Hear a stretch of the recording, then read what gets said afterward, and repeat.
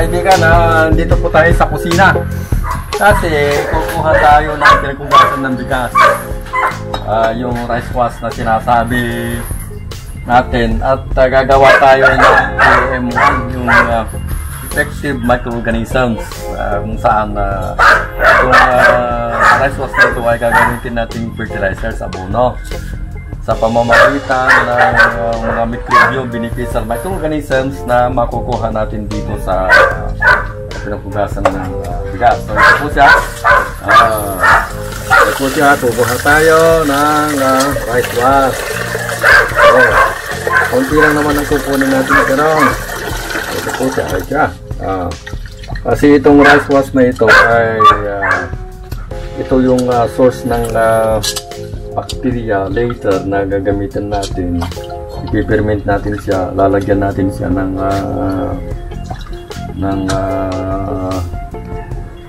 gatas at saka molasses. So ito siya. Kukuha na tayo ng pinagpugasan ng bigas, yung rice wash. Ito siya. Okay na yan, ha? Ito na po siya. Okay. Ito ay itong rice wash na ito ay pipirment muna natin siya. Walang halong molasses, walang halong gatas. Okay, walang halong yeast, walang halong bacteria. Ipipirment muna natin siya doon sa labas. And then pagkalipas po ng 7 days, 1 week. 1 week po ito ay lalagyan na natin siya ng gatas, yung iba. After 1 week, lalagyan na natin siya ng gatas. Ito po siya. At meron na akong na-prepare na the other week pa na rice wash. At na-experiment ko na siya. Nilagyan ko na siya ng ito, yung ibap as a source of lactobacillus bacteria. Ito na po siya. So ito, ito after 1 week, kukuha lang po tayo dito ng about 100 ml. Take note po, 100 ml na rice wash. 100 ml yan. Ito po siya, mga kaibigan.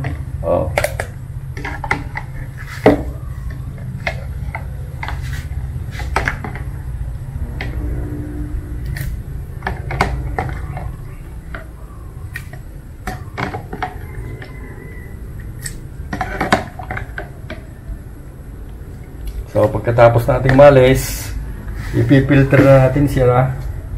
Ito po siya. Dito natin siya ilalagay sa container na ito.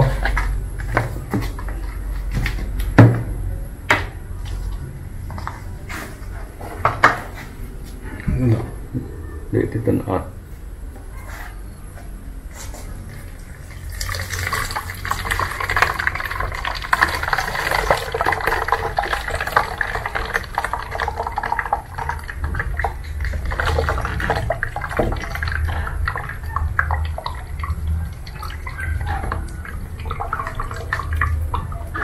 So, pwede nung ito pakain sa manok.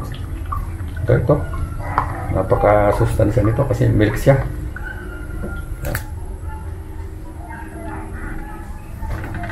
So, salain lang po siya.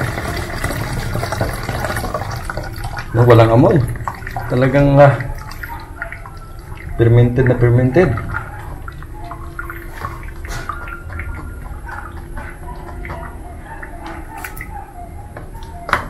Andito na kasi po yung mga beneficial microorganisms na gagamitin natin later sa pag-spray ng halaman, pagdidlig.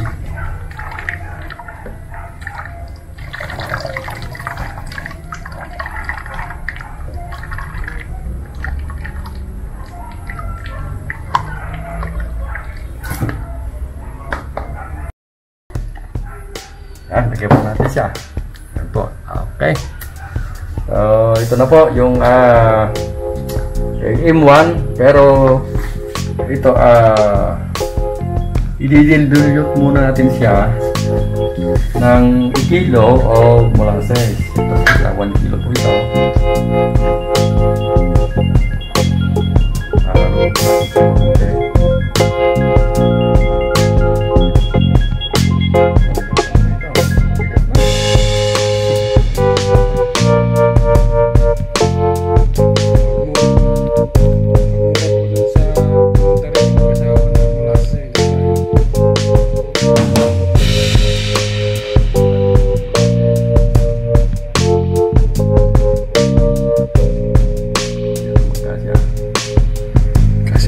Kasya po na.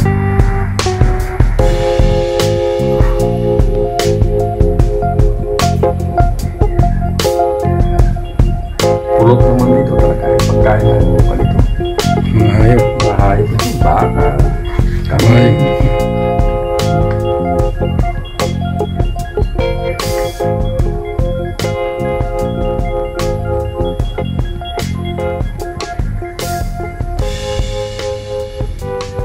Ganito po kasimple ang paggawa ng EM, Effective Microorganisms. At ito po ay ginagamit din ito sa ano? Sa mga lababo, sa CR, pwede rin ito. Pag ito ay din na. Saglan daw. Pumasok na. Bloopers tayo, bloopers. Diba ano? Daw. Ano nakukuha yan?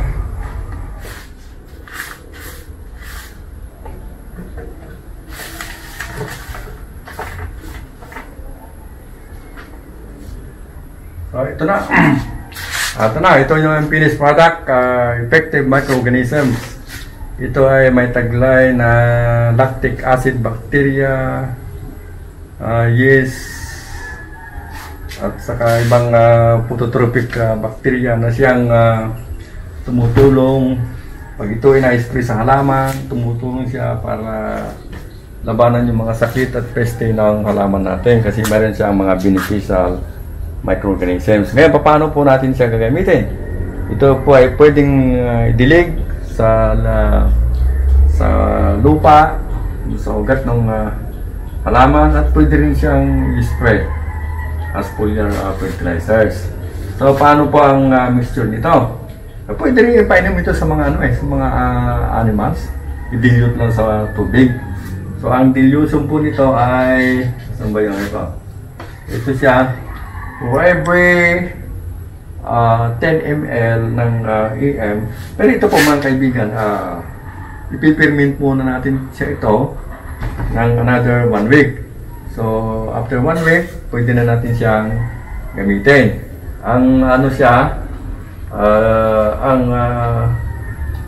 ang mixture niya ay lalagyan natin siya ng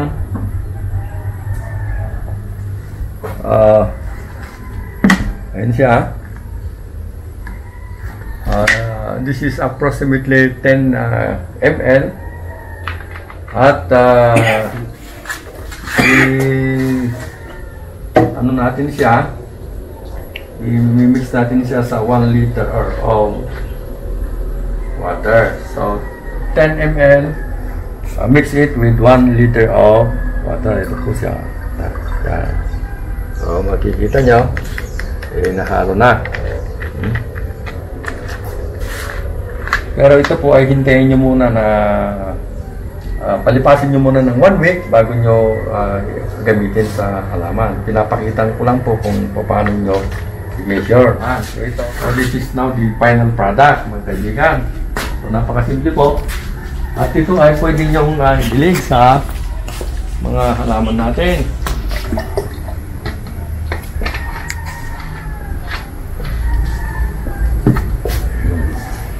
So ito pwede nyo sa mga ornamentals. Pwede nyo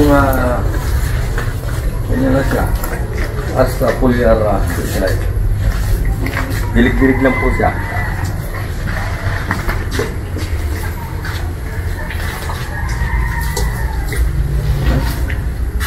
Ito siya.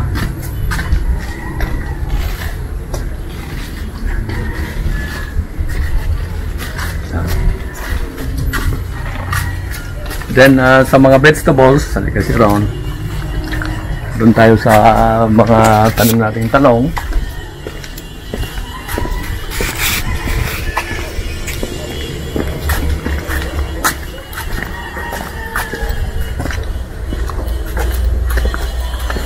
Diba? Salok. Oh. Ito siya, pwede siyang gilig. Yan. Dito. Gilig mo siya. Yan. Araw-araw, Dok, hindi pwede. Pwede rin. Pwede rin. Ito, 3 beses sa isang linggo. Ito siya. Oh. Ito, namumunga na ito. So, pwede mong idilig sa puno. Yan, oh. Para mamumulaklak siya, lalaki yung mga bunga, at maging resistant siya sa mga peste at sakit ng halaman natin. Yan. Diba?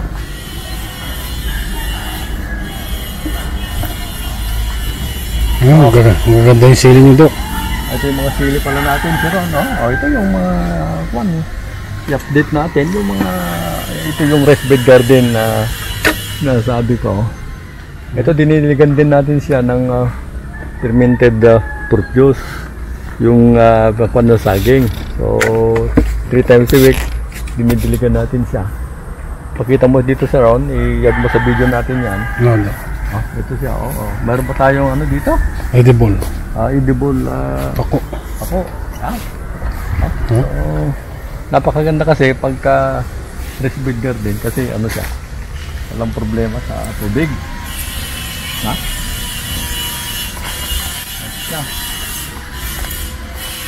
Mga talong. Magaganda itong mga talong natin.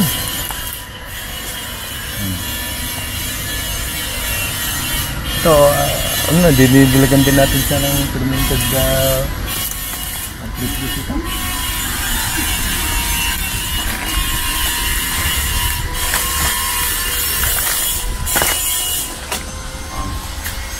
Ito na yung rest bed garden natin, talong, no? So, pagkita mo siya ron.